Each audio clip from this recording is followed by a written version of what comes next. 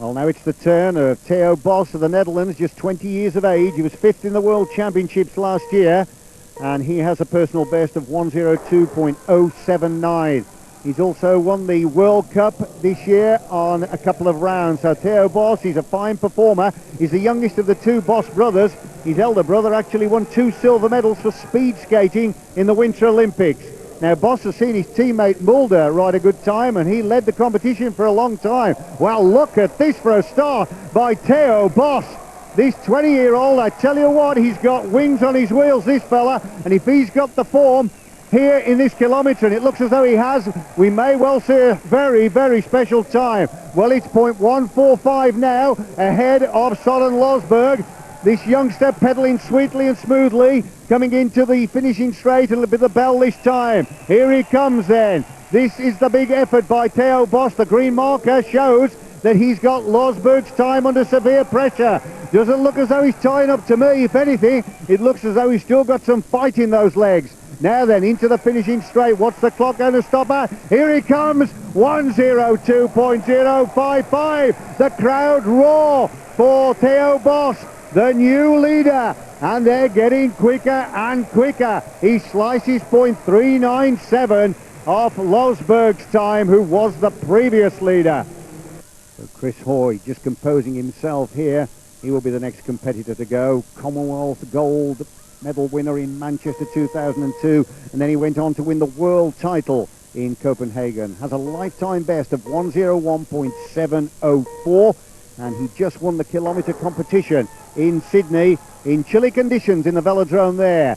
So the big man Hoy gets underway here now, and he's in very, very good form indeed. He's been riding some magnificent final laps in the team sprint competition. Now then, coming round to complete the opening 250 metres, Chris Hoy hits the line. He's ahead at this stage, 0.156 up on Theo Bos's first split.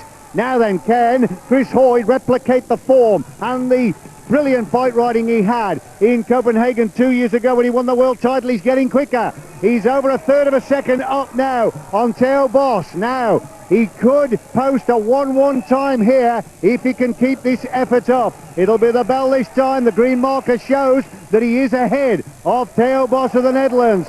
Final lap, Chris Hoy coming up to the halfway marker of the final lap. He's rolling a little bit, but he's not buckling. He's now coming into the finishing straight. This is going to be a sensational time. The new leader, Chris Hoy of Great Britain, stops the clock at 1:01.599, and that's a lifetime best for Chris Hoy, and just shy of the British record. He clenches his fist. He's happy. Chris Hoy is the new leader.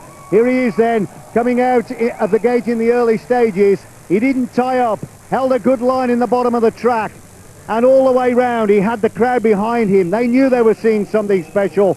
Chris Hoy then of Great Britain goes to the top of the leaderboard, and there are 3 more competitors to go. So he's going to go away in the middle, and he won't be able to look, believe me, at the scoreboard. So Arno Tunon, already with 1 gold medal to his credit from these World Championships. He was the anchorman in the team sprint. Gets underway, 4 times the world champion Tunon. Now then, the opening lap for Chris Hoy was 18.330, so we'll get an idea that the stocky, powerful Frenchman, 26 years of age, has got something to offer here against Hoy. Let's have a look at this. No, he's 0.22 shy of Hoy's time at the moment, and when Chris Hoy won his world title in Copenhagen 2 years ago, he beat this very man by 1,000th of a second for the gold medal. Tunon coming up to the 500-metre marker. It's 0.128, so he's closing down on Chris Hoy. Has the Frenchman saved the best for the second half of this time trial ride? We'll soon find out. It's going to be the bell this time, coming up to the line. He's still shy, but look at this, 0.01. This is almost a carbon copy of the final of 2 years ago in Copenhagen. I bet Chris Hoy can't bear to look at the scoreboard. Tunon coming down the finishing straight for the line. Tunon hits the line now, he's second.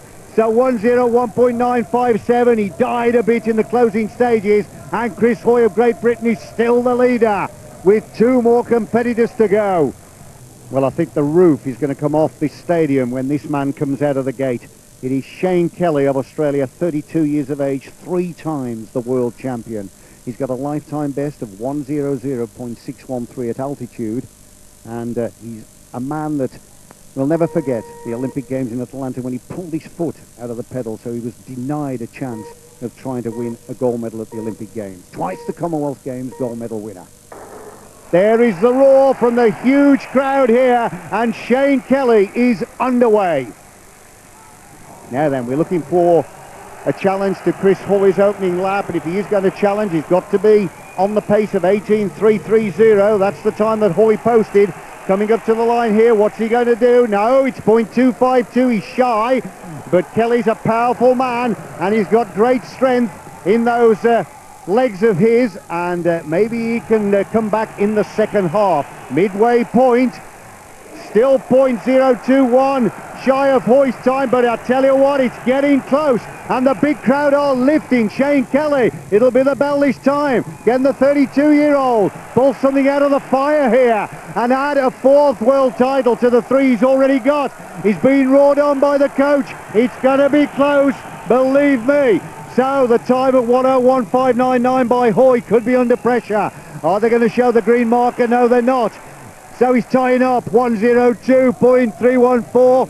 5th place for Shane Kelly. Well, I can't bear to look here. Hoy is the leader, and there's one more competitor to go. Stefan Nimke. This is nail-biting stuff. And Chris Hoy, I've just caught a glimpse of him in the middle. He's actually talking to the coaches, and he looks pretty relaxed to me, and he's watching the ride of Nimke. This is amazing. So Stefan Nimke comes out of the gate. Is he going to challenge Chris Hoy? Hoy's opening lap was 18.330. Now then, this fella's very powerful, believe me. Now then, the crowd are watching this. They're totally absorbed. It really is a phenomenal competition. He's coming off the crown of the bend for the first time. He's looking for the line. This is the completion of the opening 250. Nimke hits it. He's almost 3/4 of a second off the time of Chris Hoy. Well, there's handshakes being given to Hoy in the middle already. They think he's got the gold medal, but it's a long way to go. It's the midway point. Here comes Nimke. He's nibbling away. It's 0.593. Now then, can he do it in the closing 500 metres? He's still got good leg speed, but Hoy's time, I think, he's not going to be beaten. Coming up to the line then for the bell and the 250 metres to go. It's still half a second. Their celebrations are beginning in the middle. It looks like Chris Hoy's going to win his 2nd gold medal and 2nd world title. He threw a cursory glance then up at Nimke as he came off the banking, and Nimke's not going to do it. Nimke finishes 4th in 1:02.238. He's 0.639 shy of Hoy's time, but who cares? Chris Hoy is the world champion for the 2nd time for the kilometre, and I tell you what, he couldn't go to a nicer fella. Let's just once again tell you his time, 1:01.599. Chris Hoy of Great Britain is the world kilometre champion. Official confirmation of the result then. The world champion Chris Hoy, 1:01.599. Silver medal to Arnold Toulon of France, 1:01.957, and the bronze to Theo Bos of the Netherlands, 1:02.055. So Toulon of France finishes 2nd to Hoy for the 2nd time in the World Championships, the last coming 2 years ago in Copenhagen. Well, Chris, we could see from your reaction there what that meant to you. Terrific ride. How pleased are you? I can't explain how much this means to me. You know, I mean, Athens is the big one this year, but to retain the world title and I lost last year, this means a hell of a lot to me. Just how nervous is it waiting for those last guys to go? You know, the last time when I won the title in 2002, I was just happy to get a medal, and any colour medal was a bonus. But tonight, you know, I really was nervous, the last couple of riders, and I was sure that Shane Kelly, the Australian, was going to be hit me by a couple of hundredths of a second, and even Stefan Nimke at the end there. I mean, the form he had last year, you know, I just didn't know how quick he was going to go tonight, but I'm delighted. Of course, a gold medal, but important for the British team as well, because this means we get 2 places in the kilometre time trial, so you're under a degree of pressure there. Yeah, you know, Craig, I think, didn't perform to the level he expected to. I don't know quite what the problem was, but, you know, to be honest, Craig could have produced the same sort of time as me tonight, if not faster, so it put a little bit of pressure on me, knowing that I had to beat at least 3 of the other nations to get that extra place, but in the end, you know, it worked out just well for us. Who were you on the phone to when you were waiting for that result? That was my dad. Shane, the manager, phoned him up, and yeah, Dad's been watching it back home live, so yeah, I think they're feeling pretty happy back home too.